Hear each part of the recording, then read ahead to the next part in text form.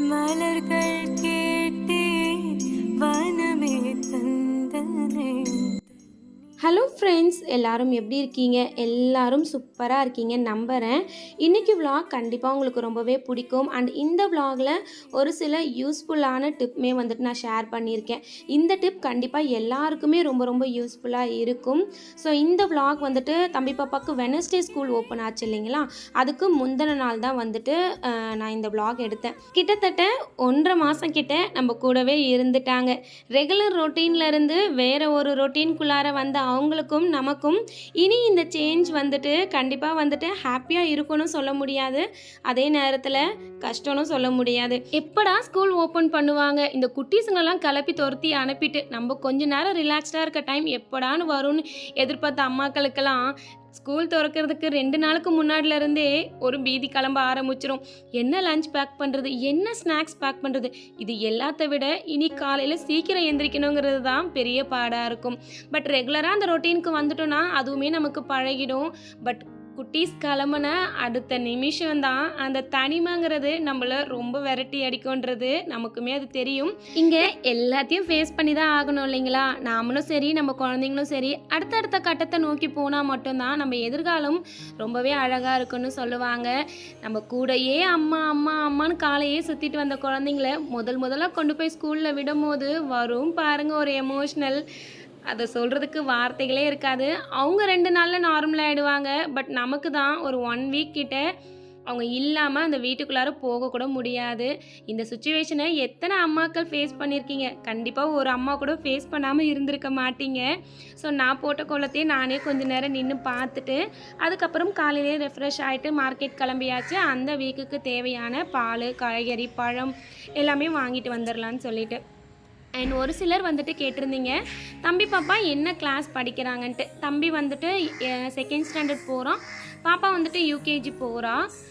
So தம்பி பாப்பாவுக்கு timing வந்து பார்த்திங்கன்னா, தம்பி காலையில் 8 o'clock போனோன்னா ஈவினிங் 5 o'clock தான் வருவான். அண்ட் பாப்பாவுக்கு வந்து பார்த்திங்கன்னா 8:45லேருந்து 3:30 வரைக்கும். பட் அவளை மட்டும் பிக்கப் அண்ட் ட்ராப் நானே பண்ணிடுவேன், ஏன்னா பக்கத்துலேங்கிறதுனால. தம்பிக்கு வந்து கொஞ்சம் தூரன்றதுனால அவனை வந்து ஸ்கூல் பஸ்ஸில் போட்டிருக்கோம். அவங்க எந்திரிக்கிற டைமிங் வந்து பார்த்திங்கன்னா இவ்வளோ நாளாக லீவில் வந்து பார்த்திங்கன்னா இதுதான் டைமிங் அப்படின்னே சொல்ல முடியாது. நைட்டு எனி டைம், ஏன்னா அவங்க அப்பா லேட்டாக வர்றதுனால அப்பா வந்தால் தான் தூங்குவேன் அப்படிங்கிற மாதிரி தான் வந்துட்டு இருப்பாங்க. பட் இப்போ வந்துட்டு கரெக்டாக ஒரு 6:30 7 o'clockலாம் வந்துட்டு அவங்களுக்கு டின்னர் கொடுத்துட்டு ஒரு 1/2 hour to 1 hour நல்லா வந்துட்டு குழந்தைங்கள விளையாட விடுவேன். நானுமே அவங்க கூட வந்துட்டு மிங்கிள் ஆகி வந்துட்டு அவங்கள எங்கேஜாக வச்சுக்க தான் ட்ரை பண்ணுவேன். ஏன்னா பாப்பாவுக்கு இப்போ வரைக்குமே டிவியோ மொபைலோ வந்துட்டு பார்க்குற ஹேபிட் கிடையாது. தம்பி வந்துட்டு பார்ப்பான், அதுவுமே வந்துட்டு ரொம்ப நேரம் அந்த மாதிரி கிடையாது. அதுவுமே என்கிட்ட வந்து டைமிங் கேட்பாம்மா நான் டிவி பார்க்கட்டுமா அப்படின்னு கேட்டுட்டு தான் வந்துட்டு டிவி பார்ப்பான். மொபைல் வந்துட்டு என்கிட்ட பார்க்க மாட்டான். அவன் மொபைல் பார்க்குறான் அப்படின்னா ஒன்று எங்கள் அம்மாவோட மொபைலாக இருக்கும், இல்லாட்டி அத்தையோட மொபைலாக இருக்கும், இல்லாட்டி அண்ணாவோட. இவங்க 3 பேரோட மொபைல் மட்டும்தான் எடுப்பான். என்னோட மொபைல் வந்துட்டு எடுக்க மாட்டான். டிவிலையுமே வந்துட்டு பார்த்திங்கன்னா ஷார்ட்ஸு, மூவிஸு அந்த மாதிரி தான் வந்துட்டு பார்த்துட்டு இருந்தான். பட் இந்த லீவு ஸ்டார்ட் ஆனதுலேருந்தே வந்து பார்த்திங்கன்னா சாருக்கு திடீர்னு வந்துட்டு இந்த கார்ட்டூன் கேரக்டர்ஸ் மேலே ஒரு இன்ட்ரெஸ்ட் வந்துருச்சு. ஸோ அதை வந்துட்டு வரைகிறது அப்படின்ற இன்ட்ரெஸ்ட் அவனுக்கு அதிகமாக வந்ததுனால ஒரு ஹோல் டேவுமே வந்து பார்த்திங்கன்னா அவனுடைய கான்சன்ட்ரேஷன் முழுக்க வந்துட்டு அந்த ட்ராயிங்கில் தான் இருக்கும். ஸோ அப்போவுமே வந்துட்டு நான் மொபைல் கொடுக்க மாட்டேன், டிவிலையுமே தூரமாக உட்கார வச்சுட்டு தான் வந்துட்டு பார்த்து வரைய சொல்லுவேன். ஸோ அது மூலிமா அவனுக்கு வந்துட்டு இப்போ வந்துட்டு ட்ராயிங் ஸ்கில் வந்து ரொம்பவே வந்துட்டு இம்ப்ரூவ் ஆகிருக்கு. அண்ட் நெக்ஸ்ட்டு அதோட கிளாஸஸ் போடணுன்னு சர்ச் பண்ணிகிட்ருக்குறோம். அண்ட் இப்போ வரைக்குமே 2 பேருக்குமே வந்துட்டு சாப்பாடு பிளேட்டில் போட்டு கொடுத்துட்டோம் அப்படின்னா சாப்பிட்ருவாங்க. மோஸ்ட்லி வந்துட்டு ஊட்டி விட சொல்ல மாட்டாங்க. பட் எனக்கு வந்து என்னென்னா காலையில் வந்து மோஸ்ட்லி 2 பேருக்குமே வந்துட்டு சத்து மாவு கஞ்சி தான் கொடுப்பேன் ஸ்கூல் டேஸில். ஆஃப்டர்நூனில் லஞ்ச் கொடுத்துடுறோம், சாப்பிட்டுட்டு வந்துடுவாங்க. இருந்தாலுமே அந்த நைட் டைமில் எனக்கு வந்துட்டு அட்லீஸ்ட் ஒரு 2 வாயாவது நான் ஊட்டி விட்டால் தான் எனக்கு ஒரு ஏதோ ஒரு திருப்தி இருக்கும். பட் லீவ் டேஸ்லலாம் வந்துட்டு அவங்களாவே தான் வந்துட்டு சாப்பிட சொல்லுவேன். அண்ட் ஒரு சில சிஸ்டர் கேட்டிருந்தாங்க இந்த மாதிரி வந்துட்டு நைட்டு சீக்கிரம் தூங்க மாட்டுறாங்க, காலையில் சீக்கிரம் எந்திரிக்க மாட்டுறாங்க, கொடுத்து அனுப்புனா வந்துட்டு சரியாக சாப்பிட்டுட்டு வர மாட்டுறாங்க அப்படின்னு சொல்லியிருந்தீங்க.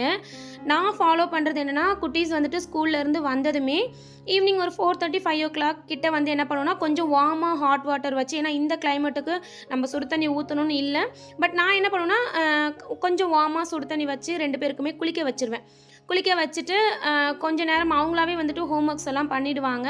கொஞ்சம் ஏர்லியராகவே சாப்பாடு கொடுத்துட்டு ஒரு 1/2 ஹவர் to 1 ஹவர் வந்துட்டு அவங்கள ஃபிசிக்கலாக நம்ம நல்லா எங்கேஜாக வச்சுக்கிட்டோம் அப்படின்னா வந்துட்டு அதிலே அவங்க வந்து டயர்ட் ஆகிடுவாங்க.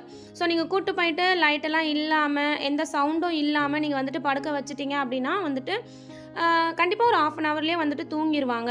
ஸோ சீக்கிரம் தூங்க வச்சுட்டோம் அப்படின்னாலே வந்துட்டு கண்டிப்பாக காலையிலேயும் வந்துட்டு அவங்க கண்டிப்பாக சீக்கிரமே எந்திரிச்சிருவாங்க. ஸோ இது தூங்க வைக்கிறதுக்கு இதை நீங்கள் ஃபாலோ பண்ணி பாருங்கள். அண்ட் இப்போ ரீசெண்ட் டேஸில் நான் என்ன தம்பிக்கிட்ட ஃபாலோ பண்ணேன், முன்னாடிலாம் வந்துட்டு தூங்குறாங்க அப்படின்னா ஒரு 1/2 ஹவருக்கு முன்னாடி பெட் டைம் ஸ்டோரிஸ் ஏதாவது வந்துட்டு டெய்லி ஏதாவது தம்பி பாப்பாவுக்கு நான் சொல்லுவேன். ஸோ இப்போ என்ன ஃபாலோ பண்ணியிருக்குன்னா, தம்பி வந்துட்டு கொஞ்சம் புக்ஸ் எல்லாம் படிக்க ஆரம்பிச்சிட்டாரு. ஸோ அவரைவே வந்துட்டு அதை படிக்க சொல்லி அதை எக்ஸ்பிளைன் பண்ண சொல்லி அதுக்கப்புறம் தான் வந்துட்டு 2 பேரையும் படுக்க வைக்கிறது. அதுவுமே அவங்க 2 பேரும் என்ஜாய் பண்ணுறாங்கன்றதுனால தான் அதுவுமே வந்துட்டு நான் ரெகுலராக இப்போ ஃபாலோ பண்ண ஆரம்பிச்சிருக்கேன். இது மூலயமா கம்யூனிகேஷன் ஸ்கில்லுமே வந்துட்டு நல்லாவே வந்துட்டு இம்ப்ரூவ் ஆகும்.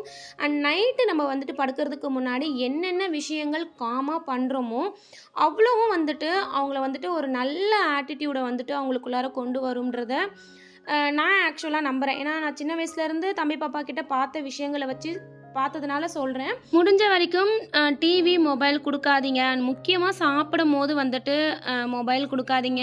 அவங்க என்ன ஃபுட்டு சாப்பிட்றாங்க, அவங்க என்ன பண்ணுறாங்கன்றதை அவங்க ஃபஸ்ட்டு ஃபீல் பண்ணணும்.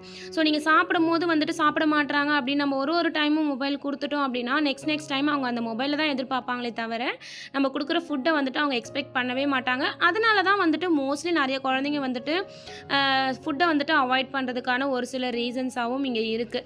தம்பி பாப்பாவுக்கு சாப்பாடு போட்டு கொடுத்தாலே அவங்களாவே சாப்பிட்ருவாங்க. டிவி மொபைல் எக்ஸ்பெக்ட் பண்ணவே மாட்டாங்க. அதனால் இப்போ அவங்க ஸ்கூலுக்கு போனதுக்கப்புறமும் அது அவங்களுக்கு ப்ராக்டிஸ் ஆகிடுச்சு. ஸோ அன்றைக்கி வந்துட்டு காலையிலேருந்தே கொஞ்சம் க்ளீனிங் வேலைலாம் பார்த்ததுனால திரும்ப அகெயின் வந்துட்டு கொஞ்சம் பூஜை வேலைகள்லாம் பார்க்கலான்னு சொல்லிட்டு திரும்ப அகெயின் வந்துட்டு ஃப்ரெஷ்அப் ஆகிட்டு வீடெல்லாம் ஃபுல்லாக க்ளீன் பண்ணி தொடச்சி எடுத்துட்டேன். அண்ட் அம்மா வந்துட்டு நீ மற்ற வேலையெல்லாம் பாரு, நான் விளக்கு தேய்ச்சி கொடுக்குறேன்னாங்க. அண்ட் இந்த விளக்கு தேய்க்கிறதுக்கு அவங்க யூஸ் பண்ண ஒரு பொருள் என்ன தெரியுமா, நம்ம சாப்பிட்றதுக்கு யூஸ் பண்ணுறோம் இல்லைங்களா புளிச்ச கீரை, அந்த கீரையோட தண்ணி வச்சு தான் இந்த விளக்கு ஃபுல்லுமே வந்துட்டு அவங்க க்ளீன் பண்ணாங்க. நானுமே ஃபஸ்ட்டு அவங்க சொல்லும் போது நம்பலை. பட் க்ளீன் பண்ணிவிட்டு ஃபைனலாக கொஞ்சம் நேரம் கழித்து பார்க்கும்போது அவ்வளோ வந்துட்டு பளிச்சுன்னு இருந்தது.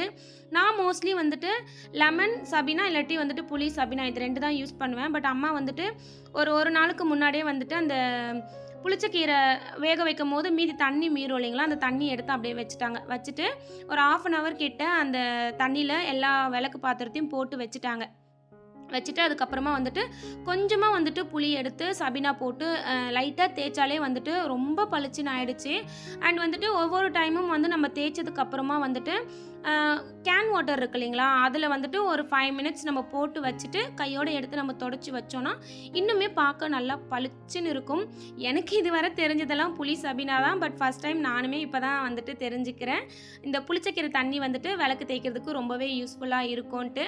அண்ட் நீங்கள் புளிச்சக்கீரை வாங்கினீங்கன்னா அந்த தண்ணி மீந்துருச்சுன்னா இந்த மாதிரி விளக்கு தேய்ச்சி பாருங்கள், எப்படி இருக்கணும் வந்துட்டு மறக்காமல் வந்துட்டு கமெண்ட் பண்ணுங்கள். அன்றைக்கி அம்மா வந்துட்டு புளிச்சக்கீரை தண்ணி வச்சு தான் எனக்கு விளக்கு தேய்ச்சி கொடுத்தாங்க. நான் வீடு க்ளீன் பண்ணிவிட்டு வீடு வந்துட்டு துடைக்கிறது, தம்பி பாப்பாவை குளிக்க வைக்கிறதுன்னு அந்த வேலைகளை வந்து பார்த்துக்கிட்டு இருந்தேன். ஸ்கூல் படிக்கும் போதெல்லாம் சரி ஓகே நம்மளும் ஏதாவது வந்துட்டு அம்மாவுக்கு ஹெல்ப் பண்ணுவோமே அப்படின்னு சொல்லிட்டு நானுமே அவங்களுக்கு விளக்கெல்லாம் வந்துட்டு இந்த மாதிரி தேய்ச்சி கொடுப்பேன். பட் அவங்க தேய்க்கிற அளவுக்கு எனக்கு பளிச்சுன்ட்டு வராது. பட் எனக்கு வந்து பார்த்திங்கன்னா எந்த வேலையுமே ரொம்ப நேரம் செய்ய பிடிக்காது. ஒரு வேலை செய்ய இறங்கணும் அப்படின்னா அதை கடகடன்னு முடிச்சிடணும் நீட்டாக அப்படின்னு தான் நான் எக்ஸ்பெக்ட் பண்ணுவேன். பட் அம்மா வந்து எப்படின்னா நான் ஒரு 1/2 ஹவரில் செய்கிற வேலையை அவங்க வந்துட்டு கிட்டத்தட்ட 1 ஹவர் 1.5 ஹவரில் செய்வாங்க. பட் நீட்டாக க்ளீனாக பளிச்சுன்னு செய்வாங்க. ஒரு 8th 9th படிக்கும் போதெல்லாம் தேய்ச்சி கொடுப்பேன். பட் அம்மா தேய்க்கிற அளவுக்கு பளிச்சுன்னு இருக்காது. திருப்பி அவங்க என்ன பண்ணுவாங்கன்னா நம்ம தேய்ச்சி வச்ச விளக்கு பாத்திரத்தை திரும்ப எடுத்து போட்டு தேய்ப்பாங்க. அதனாலே நான் நெக்ஸ்ட் டைம் அவங்களுக்கு தேய்ச்சி கொடுக்கவே மாட்டேன். இந்த அம்மாங்களுக்கெல்லாம் பொண்ணுங்க கிட்ட நேரடியாக அவங்க பண்ணுற ஒரு விஷயத்த அப்ரிஷியேட் பண்ணுறதுல அப்படி என்ன தான் ஒரு கௌரவ குறைச்சல்னு எனக்கு தெரியலங்க. ஊர் ஃபுல்லாக சொல்லுவாங்க என் பொண்ணு இதை பண்ணுது அதை பண்ணுது இப்படி வேலை பார்க்குது.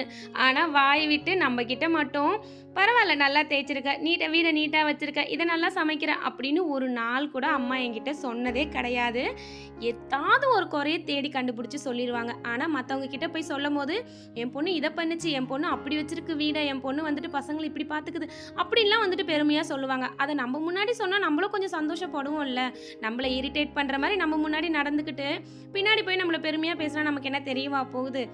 எத்தனை அம்மாக்கள் இந்த மாதிரி அப்படின்னு சொல்லிட்டு மறக்காமல் கமெண்ட் பண்ணுங்கள். இதில் முதல் ஆள் என்னோட அம்மா தான். பட் இப்போ வரைக்கும் நான் பண்ணுற ஒரு விஷயத்துக்கு பின்னாடியும் எங்கள் அம்மா ஒரு ஒரு இடத்துலையும் இருக்காங்க.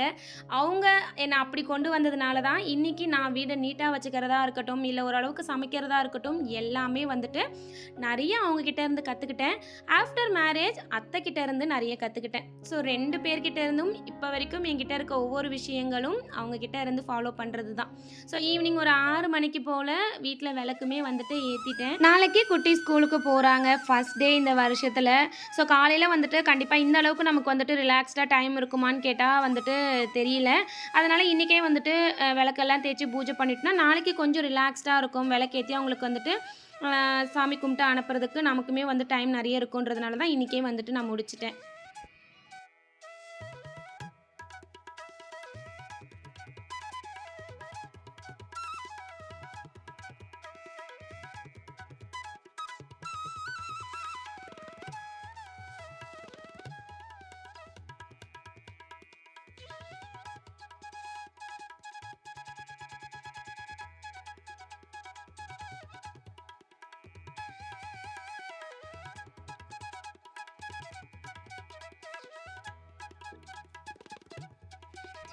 கல்விங்கிறது இங்கே எல்லாருக்குமே ரொம்ப ரொம்ப முக்கியம். அதை தாண்டி ஒழுக்கங்கிறது இன்னும் ரொம்ப முக்கியம். ஆண் பெண் அப்படிங்கிற வேறுபாடெல்லாம் இல்லாமல் இங்கே எல்லாருக்குமே எல்லாமே சமங்கிற ஒரு மனநிலையோட நம்ம குழந்தைங்கள இந்த சமூகத்தில் கொண்டு போனோன்னா கண்டிப்பாக அடுத்து வர சமூகமும் சரி, நம்ம குழந்தைங்களுடைய வளர்ச்சியும் சரி ரொம்பவே நல்லாயிருக்கும். அண்ட் ரொம்பவே வந்துட்டு பாதுகாப்பாகவும் இருக்கும். ஆண் குழந்தையாக இருந்தாலும் சரி, பெண் குழந்தையாக இருந்தாலும் சரி, எது சரி எது கெட்டது அப்படிங்கிற வேறுபாடு இல்லாமல் இதை சொன்னால் அவங்களுக்கு தப்பாக புரிஞ்சுப்பாங்க, இதை வந்துட்டு பார்த்தா அவங்க தப்பாக நினச்சிப்பாங்க அப்படின்னு இல்லாமல் எல்லாத்தையுமே வந்துட்டு குழந்தைங்களுக்கு கரெக்டாக எடுத்து சொல்லி அவங்கள கரெக்டான மனநிலையில் நம்ம கொண்டு போனோன்னா கண்டிப்பாக எதுவுமே அவங்க கண்களுக்கு தப்பாக தெரியாது. அது ஒவ்வொரு அம்மா அப்பாவோடைய வளர்ப்புலேயும் தான் இங்கே இருக்குது. அண்ட் சமூகத்தோடைய கையிலையும் தான் இருக்குது. சமூகங்கிறது நாம தான். இங்கே அடுத்த கட்டத்தை நோக்கி பயணிக்க போகிற ஒவ்வொரு குழந்தைங்களையும் எல்லாரும் சேர்ந்து ப்ளஸ் பண்ணுவோம். இங்கே இருக்க ஒவ்வொரு குழந்தைங்களுக்கும் எல்லாமே கிடைக்கணும். அண்ட் வந்துட்டு எல்லாருமே ரொம்ப ஹாப்பியாக இருக்கணும். இந்த வருஷம் ஸ்கூலிங்கும் அவங்களுக்கும் வந்துட்டு ரொம்பவே பாசிட்டிவாக ஹாப்பியாக வந்துட்டு போகணும்னு எல்லாரும் ப்ரே பண்ணிப்போம். நிறைய அம்மாக்கள் கண்டிப்பாக வந்துட்டு ஸ்கூல் ரிவர் பண்ணதுக்கப்புறம் நிறைய விஷயங்கள் பண்ணணுன்ற ஒரு பிளானில் இருப்பீங்க. உங்களுக்கான ஃப்ரீ டைமை யூஸ்ஃபுல்லாக யூட்டிலைஸ் பண்ணணுங்கிற ஐடியாலையும் இருப்பீங்க. அப்படி இருக்கிற அம்மாக்களுக்கு எல்லாருக்குமே வந்துட்டு ஆல் த வெரி பெஸ்ட். கண்டிப்பாக வந்துட்டு நீங்கள் எய்ம் பண்ணுற ஒரு விஷயம் உங்களுக்கு நடக்கணும். டைமை வேஸ்ட் பண்ணாமல் நீங்கள் உங்களுக்கு ஒரு ஆசை இருக்கும் இல்லைங்களா, அந்த ஆசையை நோக்கி உங்களுடைய முதல் அடியை எடுத்து வைங்க.